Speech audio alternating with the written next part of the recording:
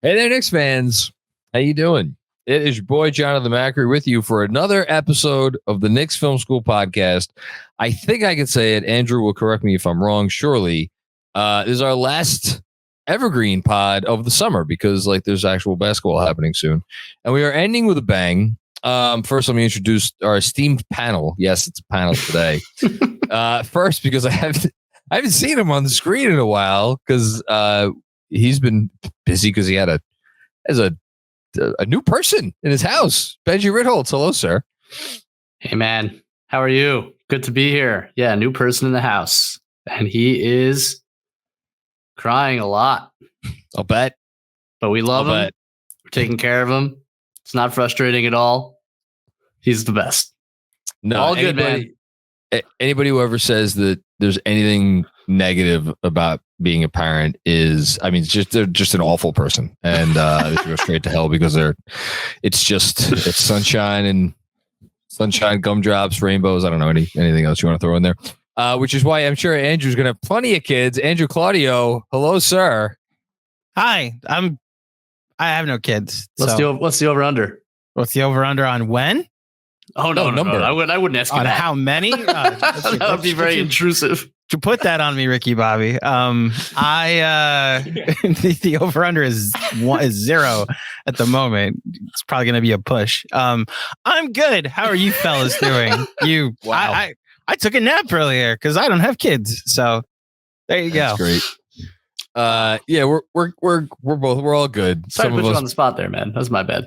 It just reminds me of parts of the show are when people get put on the spot, so it's okay. Do you remember when there was a we had to redo an intro to an episode because I asked Jeremy something and he gave an answer to the thing and we had to re-record and then some things changed after that. So yes, they did. All right, enough of that. So what are we doing here today? We're doing something that listen, I don't know. On one hand, I don't know why we've never done this before because we've done so many drafts. On the other hand, I do know why we've never done this before, but we'll see how it goes. We're going to do an MVP draft, in which we are each drafting a team full of guys who have won the MVP, the NBA MVP. We'll be specific there, and ground rules are pretty simple. You have to draft a season, you're not just drafting a player, drafting a specific season. But, and here's the catch: once a season. An MVP season for the player gets drafted, that player is then off the board for everybody else. 5-man teams, center, 2 forwards, 2 guards, and 1 bench player of any position.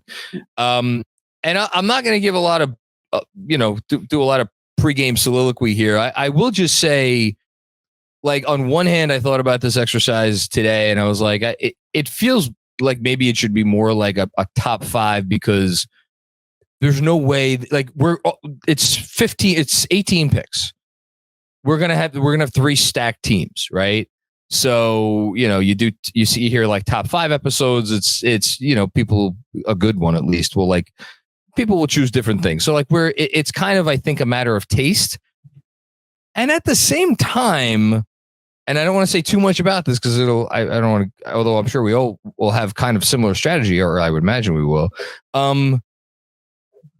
There are some positions or position that are thinner than others. And you don't have to look very far throughout NBA history to see that there was a solid 30-year stretch where just centers, it was just all centers that won, maybe even longer. I might be underestimating that. So I don't really have anything else to say. Benjy, any thoughts before we start? Just to clarify, if any season of a player is taken, then nobody else can take that player at all. Or yes. You can't. Nobody else could take that player at all. It takes that player off the board. So hypothetically, I'm so glad that I planned this out in my head without that rule in mind. Oh no!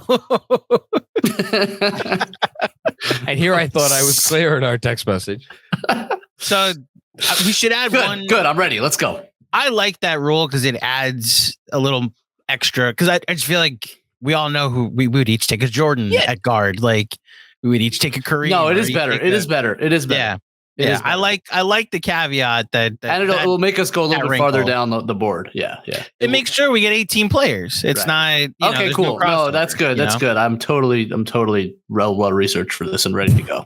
This is going to be fun. And I will just add, I kind of wish I wasn't drafting tonight, but shout out to Fred Katz, who was supposed to be the third member of our panel, but he's ducking the smoke from what John and Benji were going to do to him on this draft. So I told him he should have gotten the vaccine like a long time ago, and he just didn't listen to me. Unfortunately, he's a Jets fan and was following the footsteps of his quarterback. I was going to make a joke about how he's a journalist, so he has to do all of his own research. So that's even better. Okay, we decide the draft order the way we decide every draft order here on this podcast with the high convoluted system known as high card draw. So we go in age order. I believe, Benji, you're the youngest on this, aren't you? Damn right. That's right. So Benji, your card is a 7 of hearts. Lucky 7. It's over. Okay, John, I'm going to do another shuffle. We should mention, because this episode is airing on Monday, the 25th, we should mention the time of recording is John's eldest child's birthday. So happy birthday to my firstborn, Scarlett Ray Macri. She turned 7 today. And she's just the best thing in the world. So happy birthday to her. Aw. Next up, my pick is I'm the 6 of clubs. Is there something 6 of clubs? So you guys know this. Benji, you don't know this, but John might know this. That you're a magician? Yes. And for fantasy football this year, rather than cut up 9 pieces of paper for a draft order, I just wrote everybody's name on a card. So there's like 12 cards in here. I guess 16 cards specifically that have 2 sets of friend groups names on them. And that's how I decided the fantasy football draft order. You would have known that, Benji, but you declined to be in our fantasy football draft. I guess you have a third kid or something and didn't find the time to be in our fantasy football league, which is fine because I'm 0-2 because I haven't done football in 10 years. I tell you, it gets harder. I retired from the sport. I kind of wish I was retired from the sport because it's like when you do when you have the time to pay attention, it's mostly just frustrating. But I digress. Fantasy football is the only one that still has me. And it's because it's 1 day a week. I used to do baseball religiously. And like I joke around that like I have more time because I have no kids. Like if I wanted to still have a wife, I probably should never want to play fantasy football again. To be clear, I retired. I gotta watch football. Like I just don't. It's not just fantasy. Like okay. Oh, it's all football got cut. I just don't watch football. Not because I don't like it. Although like it was never like my favorite sport, but just whatever frees up my Sundays. Like I can, what's that like? Kids and such. It is liberating. I'll say that. And especially when you have kids, it's like Sundays are tough, man. Yeah. So that's the deal. Yeah. You know where to find me at 1:00 on Sunday. John, your card is a 6. Oh, we got a high card off. So wait, so I go first? You go first. You go first, but now John and I get to won decide. With a 7. Jeez. John and I get to decide the second pick. So John, your card is an ace. All right. So it doesn't matter. Well, no, if you get an ace, unless I pull an ace, another 7. So there, I get the last pick. So we go Benji, then John, then me for the MVP draft. Man, the first pick's not even a good thing. I disagree. I think you want the first pick big time. So, oh man. Okay. I think I have to take. Man, I'm shocked that there's not a name coming out of your mouth instantaneously. However, it isn't that of the simple. Stipulation. Yeah, because of the new. What is it? It's what is it? 2 guards, 2 forwards, and a center. We're doing 2 guards, 2 forwards, a center, and a wild card. And you could draft whatever you want. But it's not point guard specifically. No, it is not point guard specifically. Forwards, guards, forwards. Then never mind. Then I'm taking. Okay, so that was scary for a second. Because so here's the thing. Hear me out for a second. Maybe it's still complicated. Damn. It's just say the obvious name. Well, I don't think there's I don't think there's any obvious first pick. Okay. Even if I think there's an obvious best player of all time, I don't think there's an obvious best season, especially when you start considering position situations. And had there been a point guard specification, because there aren't very few point guards that won MVP, I might have taken a point guard first. But because it's guards, that opens up the field a little bit. It does. Well, there still are like less guards, man. This is great. Yeah. So that's why I should probably take Michael Jordan. What? Yeah. You think? Now, here's the important I'm taking Jordan in 90-91. Okay, I was wondering which way you were. That to me was the suspenseful part I think that's my Jordan. Yeah, I think reasonable. I mean, you honestly, you could really go. I think it's you could go in at least three different directions. You could argue a fourth, but because I probably would go 90-91 too. But 95-96 was obviously the 72 win season. But then you got 87-88, which is the double dip MVP Defensive Player of the Year. But he hadn't fully actualized his powers yet. That's why I kind of like 90-91. That's right. I think, and I'm not the first person to say this, but I think the first three-peat version of Jordan was probably the best version of Jordan. Yes. Because it combined, I think even 97-98, there was still a rawness about it, despite how polished he already was. But he had mastered the craft by that first three-peat and was still at his athletic peak, which might be the athletic peak of all time. And numbers-wise, I think it's probably his best. Some advanced metrics agree with me. I can just say it out. He averaged 31.5, 6 and 5.5, 2.7 steals and a block at 54% from the field. Yeah. So, and honestly, now that I just need a guard and he does qualify at shooting guard, pretty obvious for me. Although I that's not to say I think it's obviously the best season of all time. But he's the best player of all time, and I want him on my squad. And I think this is his best season. Although, as you say, there are multiple angles you can go with it. Yes. The reason why I was kind of wanted to, click the screen and come on, Benji, what are you doing? Is because you said it. Guard is by far, I would argue. It's funny. Before I had really done the research, I'm like, man, I wonder how thin forward is. I'm not going to say too much more about that, but there's forwards you could take. Needless to say, there's centers you could take. Guard, the drop off is pretty quick, which is why I am not taking a guy who is in conversation for the first or second or third or fourth or fifth best player of all time. Maybe some people want to start sneaking him in outside the top five. But I am taking Steph Curry now. And taking him. I'm taking him because, again, I think it is going to become pretty clear. There's a drop off with guard at some point. And here's the one thing I do have going for me here, right? There's been one unanimous MVP season in the history of the league, and it's this one. It's the 2015-16 season from Steph Curry when he averaged, read his stats right here, 30 points, a little under 7 assists, over 5 rebounds. Not bad for a guy who's a tiny guard. And how you like 45% from 3. Pretty how good. How you like 50, 45, 90? Yeah. I have a hot take. Steph Curry's good. This would have been my first pick if I had the one pick. Okay, but Andrew, if it was point guards, for sure, that's what I'm saying. Mm-hmm. This was in my head because I obviously didn't read our text messages and thought we were doing point guard, shooting guard. Curry was my first pick because it's really him, and in terms of seasons, and then you have Magic, and then after that, the point guard, you're going to Nash and you're going to Rose, which is a huge drop, or Oscar. Yeah, well, and that's a very big drop off. So Curry was way up there, and I don't think it's crazy to say it was the first pick, although does the fact that they lost the finals play in? So go ahead, John.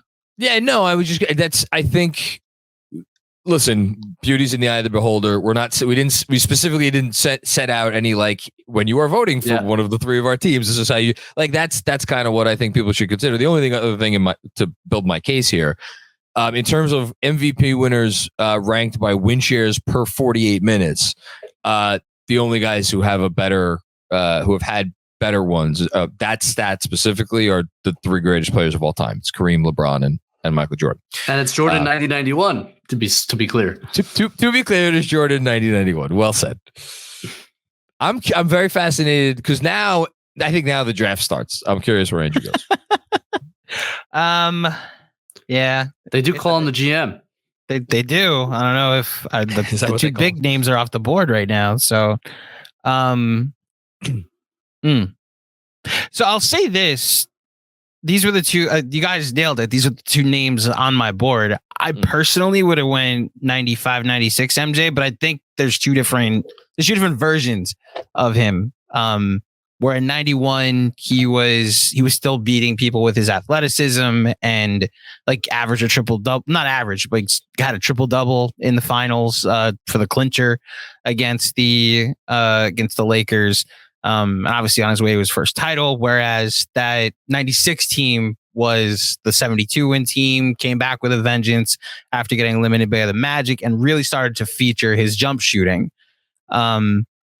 And it's funny, for my first pick, I'm going to go to a forward, and I'm curious which version of this forward I want to go to, because the 12-13 version of LeBron James is one of the more athletically dominant things I've ever seen, where he could beat you off the dribble. Nobody could stop him getting to the rim. And he was shooting close to 60% from the field on decent like range.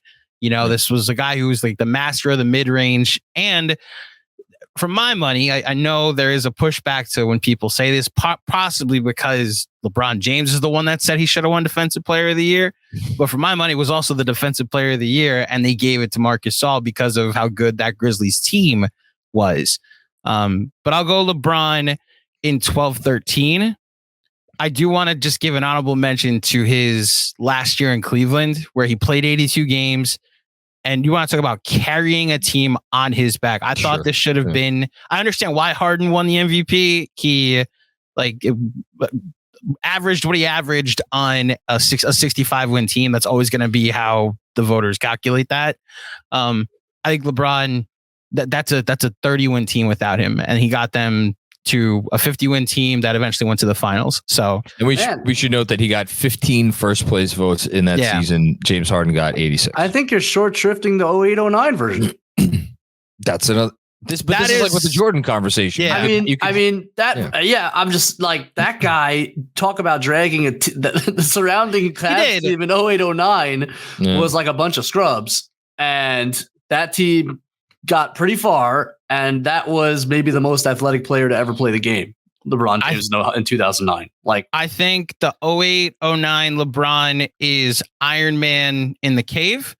And I think I respect that. 12-13 LeBron is Iron Man when he got back to HQ and made the news. And then made it was the ultimate efficiency. The guy shot 56% from the field, 40% from three that year.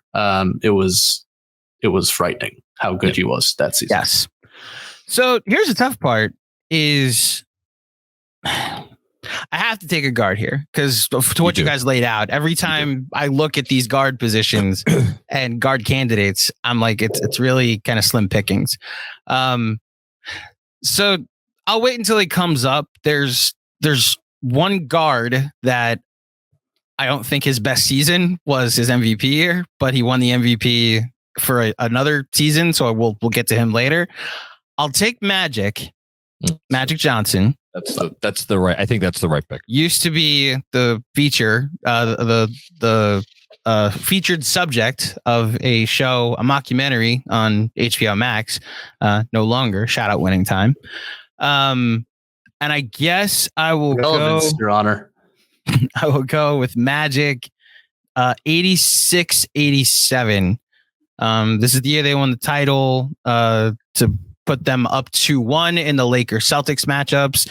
I should add, this was like his first year where the offense was really run through him. They make a point about this in almost every Lakers book, Magic Johnson book or documentary that you read, that as much as Magic was still like the point guard and the focal point and the straw that stirs the drink and the locomotive of the Showtime Lakers and their offense, the cap was still there. Like Kareem was still on the roster of all these teams. And it was 87 that Riley finally turned the keys over to Magic and said, this is going to be your team. And it's why it's the second year of his career. The average over 20 points a game. It's the career high for points per game for his career. And then, caps it off with besting Bird in the finals in 6 games. So I'll go Magic 86-87. Oh man, you are putting me on the spot. And part of the complication here is I know who's drafting after me. And I know what I have it. I think I know. What do you know? I don't know anything. I don't know anything. I really don't.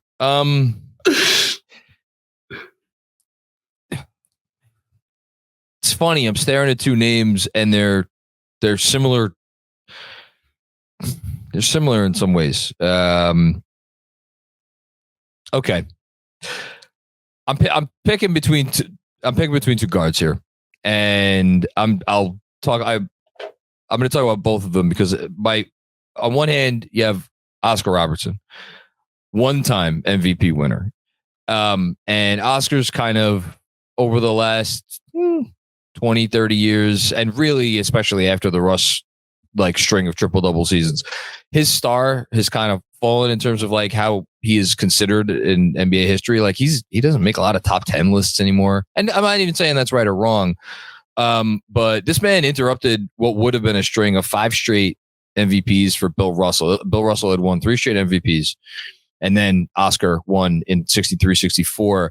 Bill Russell finished 3rd, and that's because Will Chamberlain finished 2nd, having one of his best seasons. So you're talking about a guy who, Oscar Robertson, when he won it, beat 2 of the 7 or 8 greatest players of all time in their primes. Will Chamberlain was 27, Bill Russell was 29, and Oscar beat them. And I'm going to pass on Oscar to take Kobe Bryant. And the reason I'm taking Kobe is because I distinctly listen. A lot of MVP, I was going to say races. A lot of MVP awards do not come after a race because it is a fait accompli. There is no suspense. I would say some of the time you get a 2-man race. Rarely do you get 3 candidates who all legitimately you could make an argument for. The only time in my life as an NBA fan, I remember there being 4 legitimate candidates where there was people making real arguments for all 4 of those guys was in 2007, 2008, which is the year Kobe won. He won it over Chris Paul in what I think you would say is Chris Paul's best season. Kevin Garnett in Kevin Garnett's first season in Boston, obviously leading them to a championship over Kobe in the finals. And then in 4th place, LeBron James, before LeBron James went on to win 4 of the next 5 MVPs. And not only did Kobe win it that year, he got 82 first place votes. So really, at the end of the day, it was not that close. Am I the biggest Kobe guy? No, but this is his 1 MVP. And I think it almost kind of represents what he meant to the league for a much longer period of time. So I'm going to go Kobe Bryant. So here's my pushback. I'm sure. Listen, I just didn't know it was the People's Choice Awards. I thought we were drafting. Here's my pushback. I don't know. I don't remember the 07-08 race as well as you do. What I do remember about it is this was going to be Kobe's first MVP because the Lakers were good again. I remember 2 things. I remember the Pau Gasol trade happening the weekend of the Giants-Patriots Super Bowl.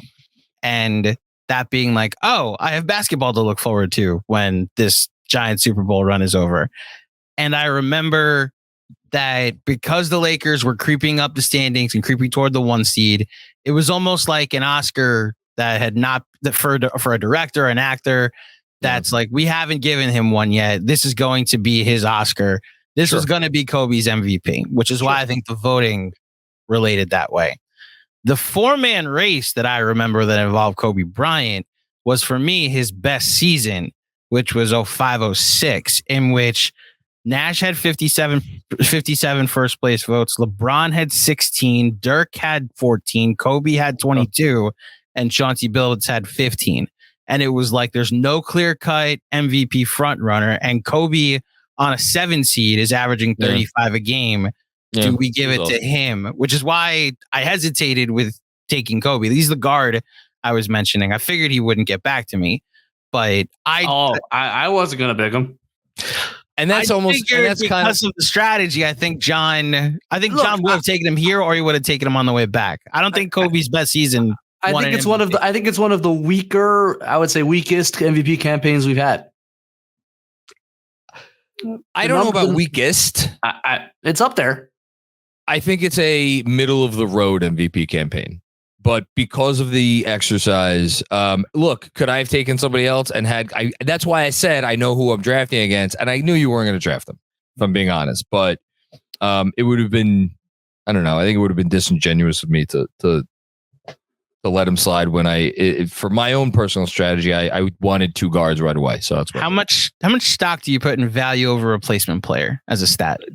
Hopefully the voters for this do not put much stock in it at all, because I'm pretty sure this is on the lower end of the spectrum. Of the 50 MVPs that I have sorted here, Kobe Bryant is 41st. Win shares per 48. He's way down the bottom too. Oh, that's just since the merger. Hold on, let me go back. Yeah, he shot 46% from the field, 36% from 3. You know, like it just. I mean, if there's any knock on Kobe, it's that he wasn't the most efficient player ever. And that's reflected in his MVP season, where he's like, again, compared to all the MVPs, which is a very high mantle. Highest of bars. It's the highest of bars. He's on the lower end. So I get it. He is Kobe.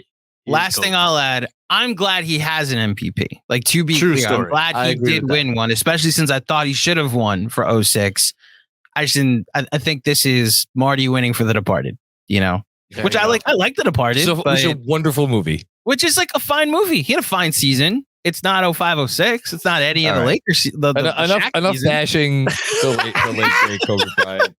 Andrew, you have 2 picks. No, Benjy. Benjy has 2 picks. Yeah. Give me Oscar. Give me Oscar 63-64. Oscar Robertson. So good. Averaged a minuscule 31, 10, and 11 on 48% shooting. Back then was like significant for a guard. Look, man, we got Oscar and Michael in the back. Good luck scoring on that duo and that size and strength. Good luck. So I take Oscar. That's fun. I love it. Now I'm curious where you go. Now I'm curious. Real quick. So go ahead, buddy. Because of this, doing research for this exercise and going through his game logs for the playoffs when he was with Kareem, like, I just, I'm going to talk about a super team for that time. Try putting Kareem Abdul-Jabbar with Oscar Robertson. Well, it was late Oscar. It was averaging like 25 and 11. Like, that was still really good, but it was not close to his prime. But he was. Think about this. So, Wilt goes to the Lakers, and it's like finally he's gonna go on a team where he can get some wins. His first season there, they lose to the Celtics in 69, where it's like, wow, he's just like, they're just never gonna beat the Celtics. And that legendary Game 7 where he gets benched in the fourth quarter. Then the next year is the Willis Reed game where they lose in Game 7 and Clyde goes nuts in Game 7 with him walking out on the court.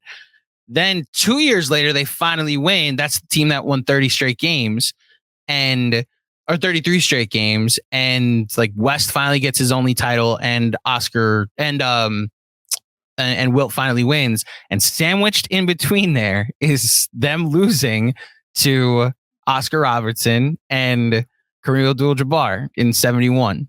So you know what it kind of reminds me of? Roster, like it kind of reminds me of like LeBron at the peak of his powers and Wade at the end of his. Yeah, like he had one of the best. He had one of the best ever in his prime. Although it was early Kareem, but he came in as an absolute like peak of his powers stud. And Oscar was towards the end, but he was still really good. And then they had like, what was it? Bobby Dandridge was their third guy. Yeah, who was excellent and was like kind of their Bosh. There you go. There's my comp. Very good comp. Good call. Okay. So just in case anybody's been keeping track, there have been 6 picks, 5 of which have been guards. So I'm done with guards, right? Yeah, you're done with guards. Okay. As am I. And speaking of Willis Reed, can we all just can he be the honorary pick for all 3 of us? Because he's not going to get picked, but he is eligible. Okay, listen, if you want to go with that, go with it. You can get some real, I actually kind of value. That's some chicanery. If I mean, we all get Willis Reed. So you want to just say Willis Reed isn't eligible? I mean, off the board. No. I'd love for you to take Willis Reed, although you might get some votes on. That's the thing. It's too much tilting the vote. If you Willis go Reed for it, I think the center candidates will have their own poll in their own right. I am making an executive decision. Willis Reed is not eligible for this draft. He's the Willis Reed mascot. Yes. Okay. Who am I taking next? Now you could go a lot of different ways. Yes, here. I could go a lot of ways. Legitimately. I could certainly go a lot of different ways here.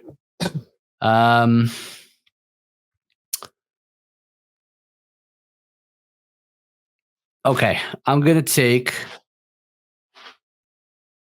Oh, he's grinding. I'm gonna take. I love when Benji looks so intent. I'm gonna take 85-86 Bird. Fuck you! God damn it! Damn it! I like the idea. Well, I like the idea of Larry freaking Bird, but I like the idea that there's some segment of this list, and not the majority of it, obviously, but like a pretty small segment, who won MVP, the championship, and Finals MVP. I now have Oscar. Obviously, did not do two of those things, but Michael did that in 1991 and several other times, and Larry did it this year, and it was one of the best teams of all time. Yep. It was Larry averaged that year 26, 10, and 7 on 50, 42, 90. Jeez, the guy was so good. It was a great season. The forwards are probably going to go next, so get my toe in there. A lot of good options you could have gone with, but I think that 85-86 Larry season is pretty special. It's a great pick, and like the thing for me with that Larry season, like we hear it all the time. Like it's hard enough to win 2 in a row because you've kind of blown your narrative on the one, and then like how do you build up a narrative again for a second one? Usually it's like, oh, this guy is just so overwhelmingly the best player. There's no other reasonable choice to win. And correct me if I'm wrong, he is the last person to win a third straight MVP. And there's a reason for that. It's because to build up a narrative for a third one in a row is it's impossible. And he did it. And not only did he do it, he won the vote going away. It was not a close vote. I mean, this year's Jokic is like legit the best example of that. Yes, exactly. Which we're going to look back on this season years from now, and yeah, it's gonna seem a little silly. So now I'm in a tough spot because there was another forward that I want to take. It's funny, much the same push and pull, or actually no, maybe a little bit different push and pull than the last one. But like, there's a clear player that I'd love to have on my team. The thing is, he is the ultimate career achievement guy. And he has 2 MVPs, one of which I don't even think he should have won. So it makes it. I feel very sure. I'm talking about Tim Duncan, and I think Jason Kidd should have won over him the first year, and then the second year he won it. It was a really close vote between him and KG. Yeah, I guess I'll just lean into it. I will go with Kevin Durant, who won the MVP in 2013-14 as my first forward. Again, much like Kobe, this is probably going to wind up being Kevin Durant's lone MVP. So a couple of guys who, a lot of people have them inside their top 10 all time. Some people have them outside their top 10 all time. They only got the one. And this one for Kevin Durant, I mean, he averaged 32 points, 7.5 rebounds, 5.5 assists. Not terribly bad. I didn't quite get to 50-40-90, but came pretty close. 50-39-87. And in terms of win shares, pretty high up there all time. He is. 19.2 win shares for OKC. Yeah, I think when you look at some of the advanced stuff, it and I think we've both gone lower. I think it does favor the more recent MVPs because that's just become the focus, and I think just generally efficiency is up, right? So,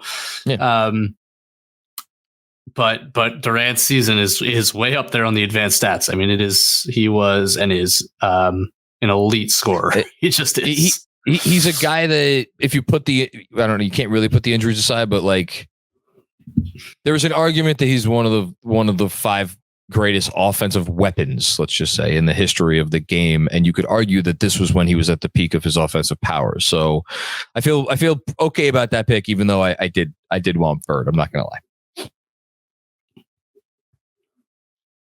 Curious where you go now, Andrew. Yeah, Andrew. So I got to be honest, like there's no, I understand you guys could screw me over and like both take point guards or guards. As wild cards? Yeah, just to be like, I don't think there's an urgency to get a guard at this point because I think the guards I would have taken are off the board. But, we get 2 bench players? You get one. So like you each could take a guard and then I'm screwed, right? Yeah, but I don't think you're gonna do that. The thing with the guards that are left, it's like, who are we taking? If there was 1 or even 2 obvious guards that would really screw you over, maybe that would be the thing that we would do. But I personally don't see that. But I'm going after Kuzi hard.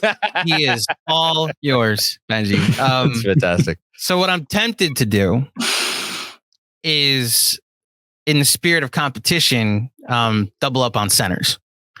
So what I'm going to do first is go with, and look, John, I'm so glad we did the Patreon pod today because for the last couple days, I've been studying this guy and it's just every single stat is insane about this person.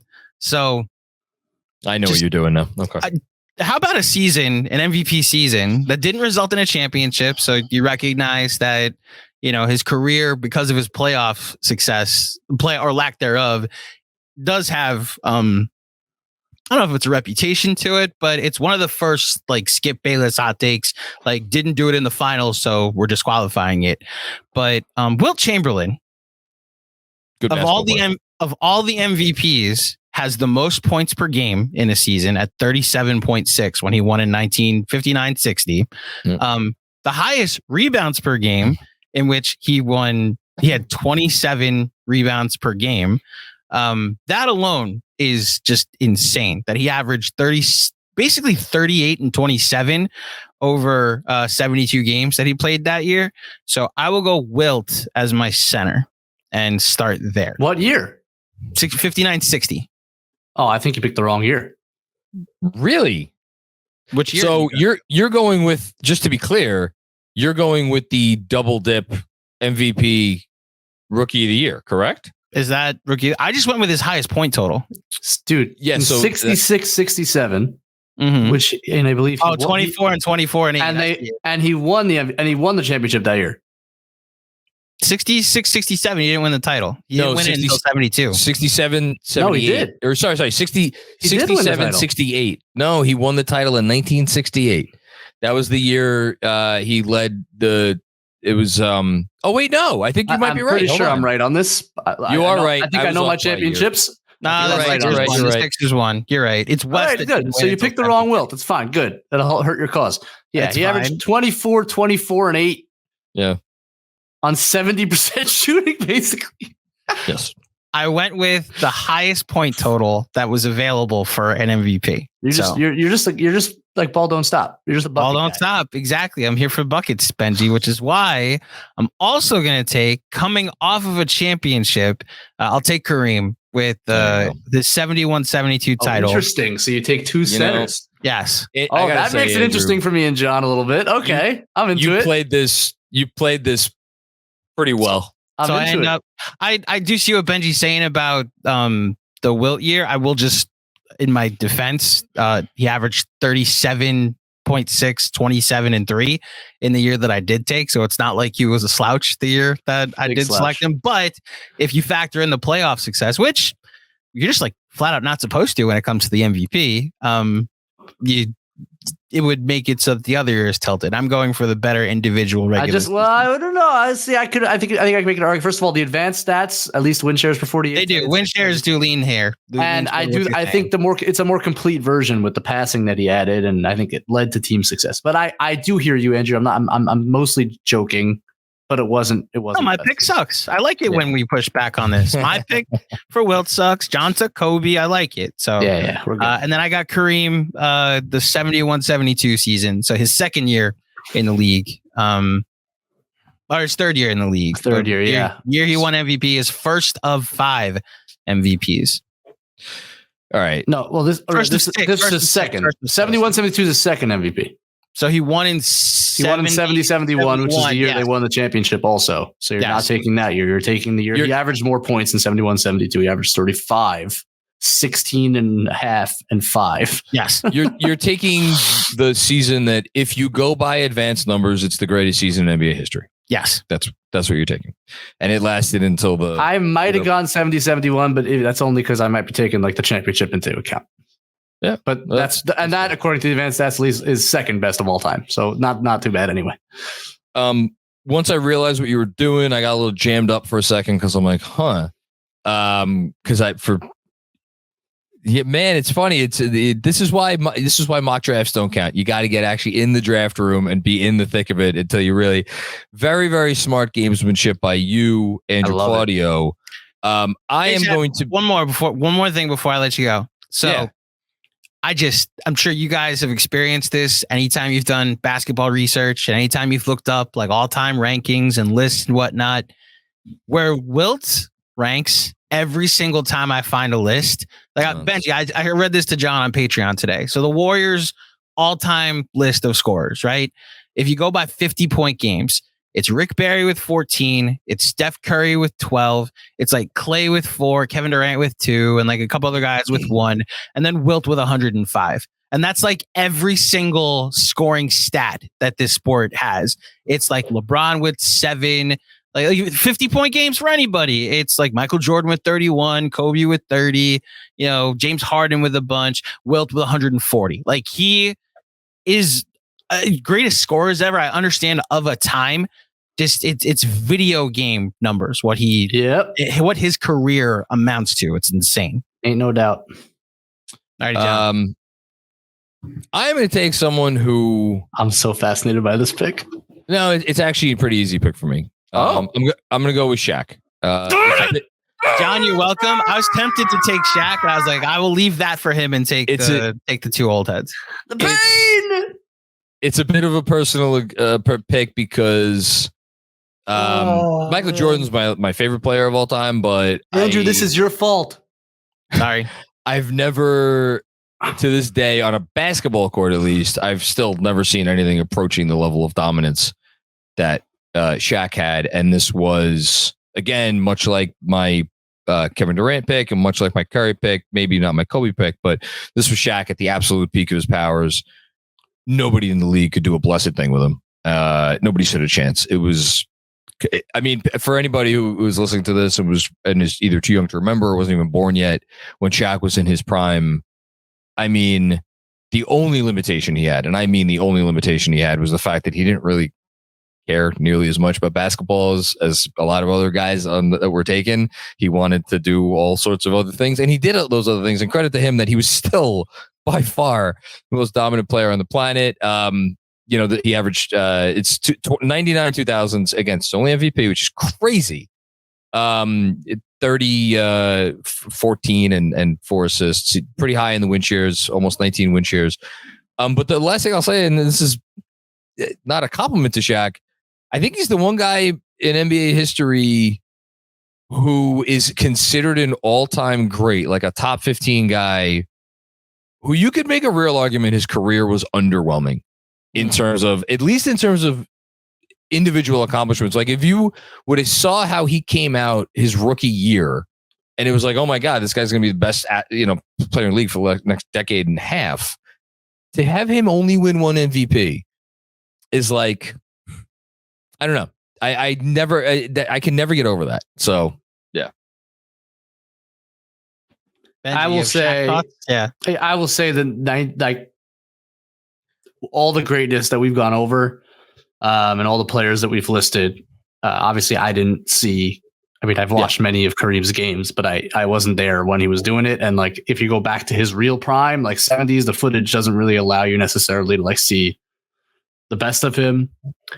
And I didn't feel it because I wasn't there. Like 99 2000 Shaq was the most inevitable force I have ever watched. And that includes 12-13 LeBron, and that includes Curry in 15-16. Just the most ridiculous force of nature that I've ever seen play basketball. So that was my pick. And I didn't get him. Thanks to you, Andrew. You're welcome. All right. My only thought about Shaq is I agree with you about the underwhelming. I think he's documented a lot in his post career or even like throughout his career, that his dominance, it came so natural to him that the work ethic just didn't follow along with it. So he like played himself into shape, had fun during off seasons, and then knew come playoff time, I'm just going to dominate. It's why I think it kind of shows in his analysis when he's on TNT, when you can decipher what his analysis is, that his every advice to a big man is like, go dominate. Like you go get a rebound. No, don't let anybody stop you. Be the big man. And it's like, a lot of us have to try at this. That's why Dwight Howard was like, how hard I have to work on my body. So that way I'm getting fouled 30 times a game. And then I have to work on I can't get away with just being as dominant as you were. So yeah, I co-sign all the Shaq accolades, including how underwhelming his career was. And underwhelming is probably too strong a word. The guy won 4 NBA championships. But that's to speak to his dominance, that he only won 1 MVP feels underwhelming. It's wild. Anyway, okay. Benjy, I will say, I think there's like a lot of centers available. That was just the one. That was just the one I wanted. That was the one I wanted. So this is interesting.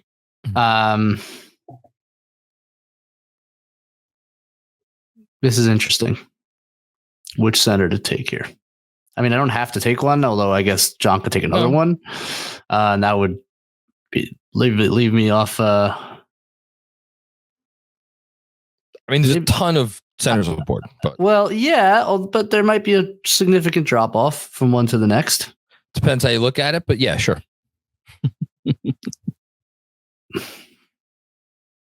Benjy stumped. The question is now, what? Oh man, I don't freaking know. So I have a forward and a center left in my starting lineup, and then I have a sub. Yep. Is that right? That's correct. That's freaking fascinating.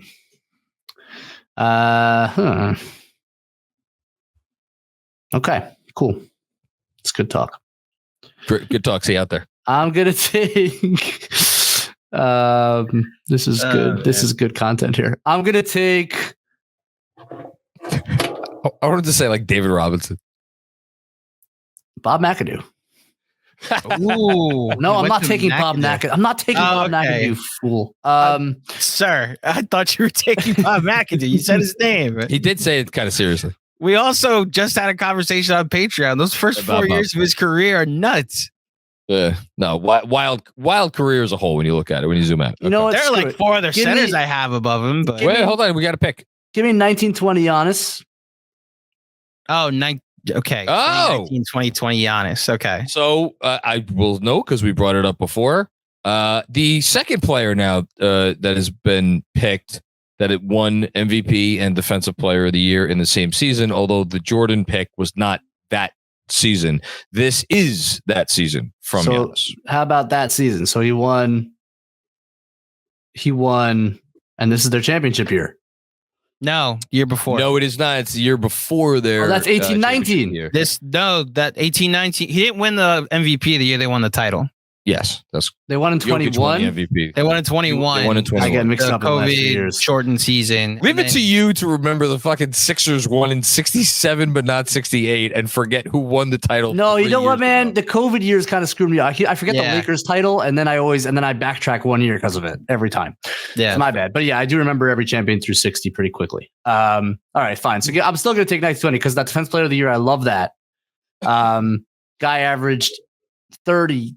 13 and 5.5, 55% shooting, utter dominance, amazing on the defensive end.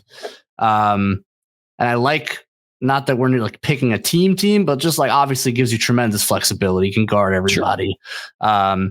Is going to be a no lose kind of player to draft. Doesn't take anything off the table. So give me Giannis. And I'm not going to take a center because whoever I end up with will be fine. I'm going to take.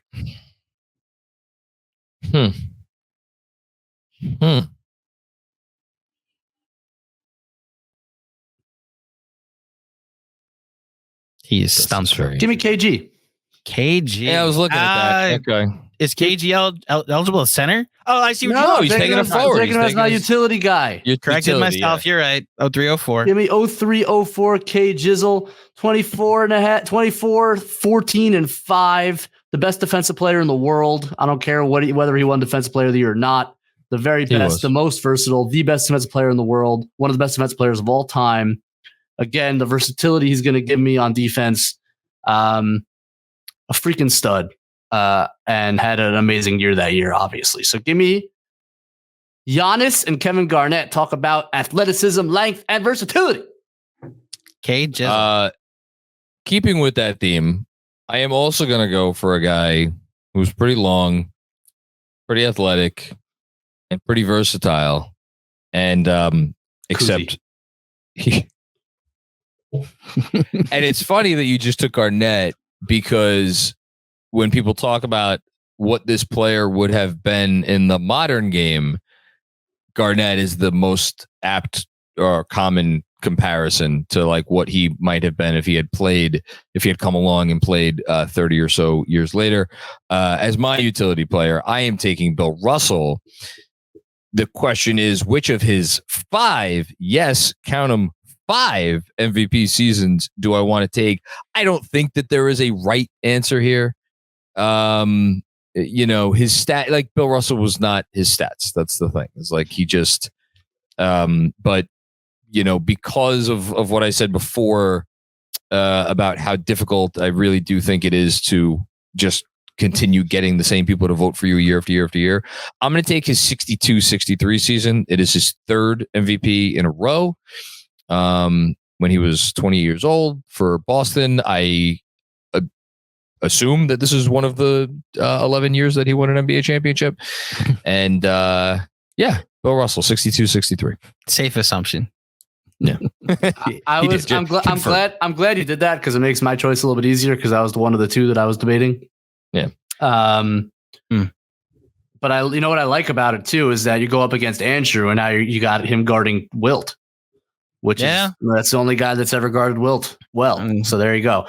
I mean, he could bring in Kareem off the bench. That I don't know what's going to be. But then he's got Shaq to counteract. He's got Shaq. You got Durant, LeBron, Stephen, Magic. Ooh, you guys really went nuts on the centers. Man, oh man. So there's a center that's not going to get drafted that I'm annoyed about, but I'll go over that in honorable mentions. Yeah, we'll go over honorable mentions. Yeah. I have to take a forward, and I have to eventually look at guards again. The forward that I'm going to take, I'm between 2, but I think the correct answer, as far as I'm concerned, is 92-93 Charles Barkley. That is the correct answer. Would you have taken him over KG? Probably, but I don't think KG is a wrong answer. You would or wouldn't, John? I would have, only because it's funny. It's how much we're overlapping with our Patreon recording from earlier today. Charles Barkley won the MVP over the greatest player of all time, when the greatest player of all time was the best version of himself. And you could say that that's voter fatigue, like we keep talking about with the 3 in a row thing. Barkley was at the peak of his powers that year, and there was only ever one guy. Did people say back then say like Barkley was better than Jordan? Like, no, he was better than Jordan, but man, Barkley was the one guy who really he gave it a run, at like really making it a competition, and he went toe to toe in the finals. So I think my thought about Barkley specifically this year. So during COVID, I made a habit of rewatching old games. The Last Dance inspired this. And there's like a lot of like random like Western Conference Finals in 1993 is available for you to watch when they played the Sonics. And like Benji, you made a comment during the playoffs this year about watching Jokic's rebounding suddenly, like how he is able to be such an impactful player with his rebounding, and how, we think about stoppers or defensive dominant players in the traditional sense of like, you took a shot and I deflected it or blocked it, and to see how one and done teams were because of one guy. And that's how Jokic was with his rebounding during the playoffs.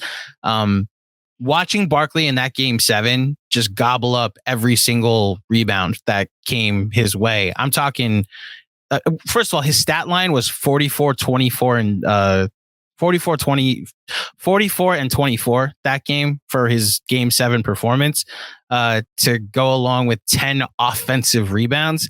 Like, we're talking 44 points on 20 shots. And that was the icing on the cake after a year in 93 that he came out of the Dream Team Olympics, and it was clear, like, this is the guy to watch. This is the guy to pay attention to. If there's anybody that's going to dethrone Jordan at the top of the peak. And to the point John said, there really was no pushback to, other than like Michael Jordan and his own psyche being like, I'm going to take that personally, to Barkley winning the MVP that year, you know? So. I just, my very quick hot take, of every player who played before this modern era, the one that I would want to see play right now is Barkley, because I have no idea what it would look like. I think you could tell me he would be Luka, and I'd be like, okay, could he shoot it like that? Maybe. I don't know. I really like, he was so skilled. He was so skilled. I could see more of like a Zion with okay, fine. Zion, like with a jump shot. Zion, at least a mid-range jump shot. He's not the passer Luka is, but I don't know if there's been 10 guys in the history of the league that have been the passer Luka is, but the year he won this award, he averaged 5 assists a game from the forward position, which is it's nuts. Anyway, okay. I was actually surprised. You know, the KG year I picked, I did not realize he had averaged 5 assists. Like, I didn't realize that he was. And again, like in a game where like it was, he wasn't running any pick and roll at the time. Like, it's not like Giannis where like he gets to run pick and roll from the 4. Like, Kevin Garnett was catching in the post and like finding people, which is cool. And Barkley the same thing, although in transition too. But that's I love it. Barkley's a great pick. And then my guard. This should be interesting. So I think there's an obvious one. I do too. Left. Yes. Really? Yes, he's left-handed. Yes. Yeah. But Benjy, I am nothing if not true to myself. And there is absolutely no way I'm drafting him to my basketball team. Oh my God. So I am going off the strength of the rest of my roster, and I'm going to take Allen Iverson. Oh, 2000, 2001. No, this is not the People's Choice Awards. I know it's not. You're trying to get votes. To be clear, Benjy, you think the obvious pick was Harden? Yes. Yes, okay. The obvious pick is James Harden, but there's just Allen Iverson. No way. Iverson, as far as take the MVP, who shot 42% from the field. I'm taking the MVP of a 1 seed that season, and I get it. They made it to the finals that year, something James Harden didn't do in his season. I also am on record. I think LeBron should have won the MVP that year. So it's not even an MVP that I thought James Harden. If you don't think that it was more impressive for Harden's Rockets to take the best team ever or close to it to 7 games as it was for Allen Iverson to get out of the Eastern Conference of 2001, which might be the worst conference in the history of the entire league. Go 1 year later, and then yes, I agree with you. Come on, man. Kevin Garnett this year in this season that Iverson won the MVP. Mm-hmm. Kevin Garnett, who finished 5th in MVP voting, averaged more assists per game than Allen Iverson. I did this with XJ. I don't think Allen Iverson should have won there's no other guards for me to go to, unless I'm taking Derrick Rose, who I also don't think should have won the MVP. One more. Karl Malone, 37-year-old Karl Malone averaged the same assists per game and far more assists per 36, not far more assists per 36 minutes. Finished 7th in MVP than Allen Iverson did. You weren't going to Allen Iverson to pass the ball. Also, in fairness, you try getting assists to Eric Snow at the 3-point. I was about to say to George Lynch and Aaron McKee and Jim McElvain. That team stunk, which is Ratliff. That is the best argument. It is the best argument. The team was terrible. The team was honestly had no talent. So yes, I'm going AI. It's a bad pick, but I'll allow it for that reason. It's my last pick. There's 4 guards, and I'm not taking Bob Cousy. There was 4 guards available. No, there's 5. Who's the 5th? Well, hold on. There's another. You're right. Okay. I probably could have went there. I went with the guy I wanted, with Allen Iverson. That's fine. Well, you can't take him. I can't. No one can take the other guard I wanted. Steve Nash is the other guard available, and yeah, I would personally, I would have gone with the first Nash season. But so you said it though. In both of those years, neither of us think Nash should have won the MVP. I think the first year is the year if you're going to give it to him. If you're going to give it to him the first year, because him going to that, you see that impact. Like suddenly they're a 60-win team. No, but that was the year I think Shaq should have won. That you think Shaq, and the year after I think Kobe should have won. Yeah. So okay. No, it's fair. Well, the same logic goes to the. It's funny. I almost took him through. It's always the point in the fantasy draft where the guy you almost took 3 rounds earlier is still available. That's what happened now. I'm taking Tim Duncan. It's just a question of which season do I want to take him in. I'll take the second one. I'll take 02-03. I don't really think there's a big difference. I mean, I think you already took Duncan. Did I miss something? No, I took KD. I took you mentioned KD. Duncan and he took KD? I talked about Duncan because I was playing between him or. And I probably would have taken him instead of Garnett, but I thought you would take him. That's why you got to keep track, man. That's why you got to keep track. There's a Google Doc in our private chat, by the way, that has all the picks. If you want to. F it. I think Garnett's seasons were better. F it. There you go. Remain steadfast. I am. To be clear, so this is I'm taking Duncan at 02-03. It's a year he won the championship. It's probably he was 26. He's probably in his prime. He barely won it over KG, and KG won the following year. So these guys were neck and neck. Two good power forwards, eh? Who would not be playing power forward if didn't in the next 4 years later. Who basically didn't. No. After. So yeah, Tim Duncan. Benji, you have a center, and we'll see who it is. Give me the best player in basketball. Give me the yoke. I figured. Give me the yoke and give it to me in 2021. They go with the first one. Go with the first one. Interesting. Why? Okay. Let me talk it out to you. If you look at win shares for 48, and you go through the first 11 players on that list, there are only 4 names before you get to my guy. There's Kareem Abdul-Jabbar, there's LeBron James, there's Michael Jordan, and there's Stephen Curry, and then Jordan and LeBron a couple more times. And then the 2021 season is, I think, 9th on that list of all time. Yeah, but here can I have to butt in. 0.301 win shares for 48 minutes, the season you're taking. Then it's 2 LeBron season, 0.299, 0.298. Yeah, and then 0.296. And then the year after for Jokic, 0.296. They're neck and neck. Man. They're neck and neck. Well, here's the big difference. Honestly the big difference. 2021, he shoots 39% from 3. 21-22, he shoots 33%, 34% from 3. It's a big difference. So he had his best shooting year, which probably accounts for the small difference in win shares, even though he didn't score quite as much. Look, he averaged 26.5, 11, 8 on 56, 38, 87. And this is a center. Ridiculous. What do you have to say about Nikola Jokic? He is, I think after the run he just had, people realize what kind of all-timer we're talking about, and he has many, many years to go. So I have I wish I got one of Kareem, Wilt, or Shaq, and I'm not sure how my post defense is going to hold up. But the good news, my friends, is that I have Giannis and KG at power forwards to help me out on the back line.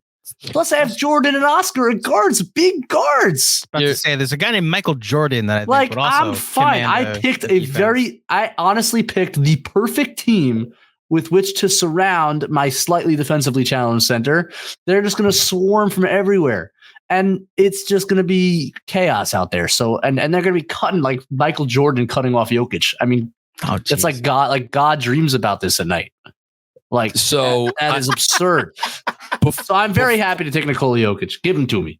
It's a good pick. Before we go through our teams, I'm going to do honorable mentions. I'm going to go through, which is basically, I'm going to read everybody who won an MVP and did not get drafted. And as I'm doing that, I would ask both of you gentlemen to think about who, I'm not going to say who's the best player who could have gotten drafted but didn't get drafted, but what's the best season? And it might be the same answer for you. Best season, best player. Okay, here's the guys who didn't get drafted. No, not the same answer for me. Not even close. Okay. At the guard position, the aforementioned James Harden, Steve Nash. Season. That's the best season that wasn't drafted. Ooh. The Harden season. I mean, that was one of the best scoring seasons of all time. Yep. He was a one-man elite offense all to himself. Yep. He proved it. Like, I know he did the Harden thing in the last couple games of that series, but like the team pushed one of the best teams of all time on his merit.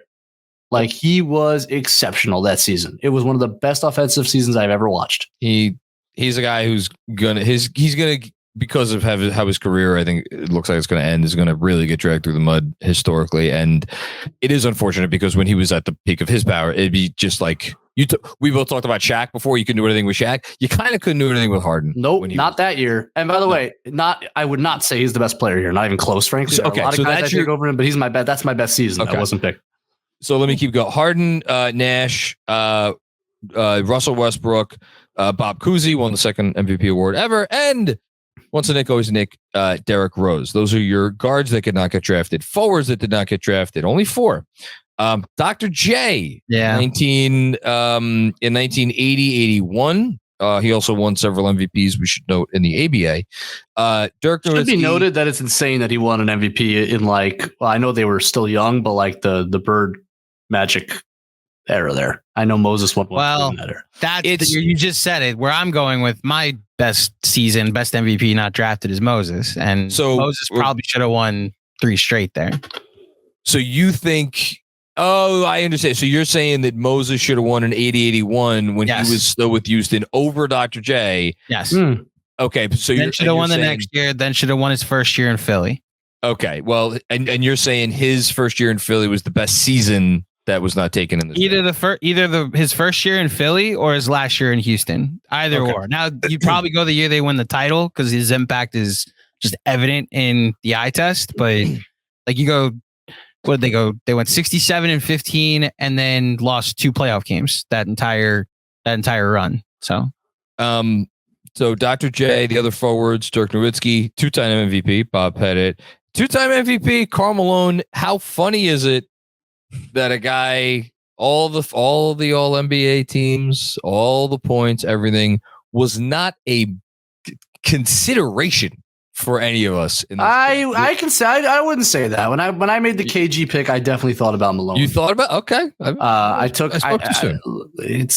mean, you can't argue with the year and the stats, even if you think Jordan should have won that year. The numbers are outstanding. Good. And by the way, you glossed over Dirk. Oh yeah, I would say, like, again, looking at kind of the win shares and like some of the advanced stats, Dirk's 06-07 season stands up real high on this list. I have that head of Harden season, Benji. That's fair. Disagree, but fair. And like when I took Garnett, I was thinking all of these names. I was thinking of Dirk, I was thinking of Malone, and I was thinking of Barkley. I wanted that power forward, and I went with Garnett. But like those seasons are all on par. Like that Dirk season was legit. So Malone's a center, right? Carl? Malone? No. Moses is not Moses. Yeah. My bad. When you said Malone, you got me scared that I could have taken Moses and didn't. No. Carl. Yeah. So last position, centers, starting with my vote for both the best player that did not get drafted in this draft and the best season that did not get drafted in this draft. Hakeem Olajuwon, 93-94. It's a depoy. MVP, Defensive Player of the Year, world champion in a series that I remember something about. David Robinson has an argument there. So here's the other centers that didn't get drafted here.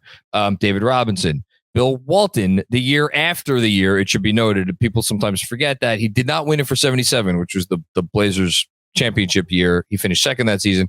He won the next year, which is kind of historically considered maybe the weakest MVP season because he only played 58 games. He only played 55 games or something, right? Or 55, whatever it is. It is such an anomaly. There's never been an MVP winner who was within 15 games of that in terms of games missed. But Walton, other than like strike years, right? Yeah, I think that's right. Yeah, exactly. Other than strike years, but it was kind of a makeup for he didn't win it the previous year. We talked about Moses Malone. We mentioned Willis Reed before. You just said David Robinson, Bob McAdoo. We mentioned before. By the way, in hindsight, had I known that there were extra players, I might have just like taken Willis and tried to get the People's Choice Award.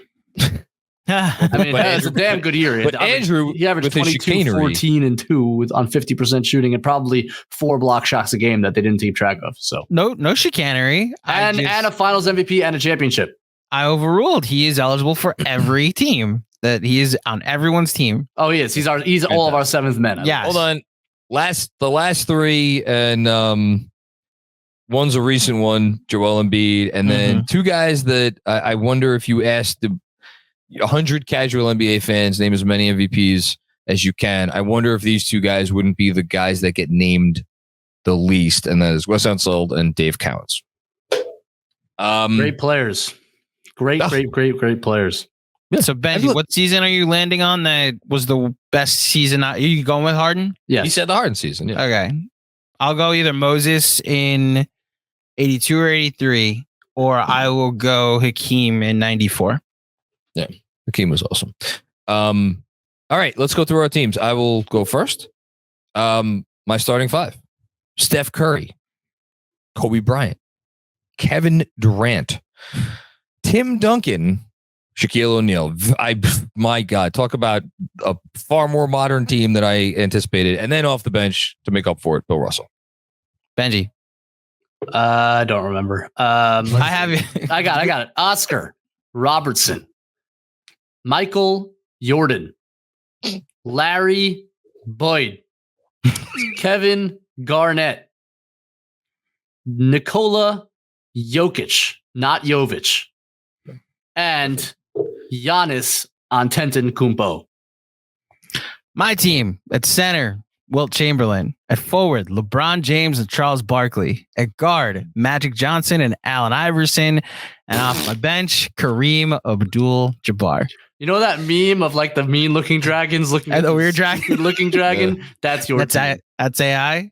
Yeah. Hey, AI got to the finals instead of going 7 for 44 in game 7. Yeah. You're blinded by your hatred, Ed. I have an agenda. I can't go against the agenda. Something I would not be real if I didn't have that pick in this draft.